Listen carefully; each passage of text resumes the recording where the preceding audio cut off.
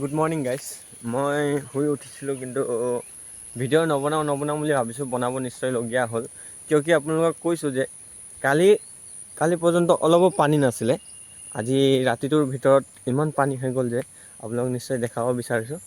চাওক, মই ভবাই নাছিলোঁ নিপুৱে কোনে পানী খুলিছে বুলি কৈছে, কিন্তু এতিয়া বানকৰ্মীসকলৰ কাৰণে বহুত অসুবিধা হ'ব কিয় এতিয়া মাথাউৰি যিটো কাণে চুকত আছে ঘৰ, সেইখিনি কি অৱস্থা আছে চাগে মই ভাবিব পৰা নাই। এতিয়া আমাৰ যিটো ৭৩ নং ৰাষ্ট্ৰীয় ঘাইপথেৰে যিটো সোমাই আহিছে আমাৰ কাকৰাতলিলৈ যিটো সোমাই যোৱা ৰাস্তা, এইটো ৰাস্তা আপোনাৰ চাওক, এই ৰাস্তাতে পানী কিমান হৈছে এতিয়া চাওক, ৰাস্তাত পানী বাগৰি আছে। পিছে আৰু এইপিনে পানী চাওক, গোটেইটো পানী।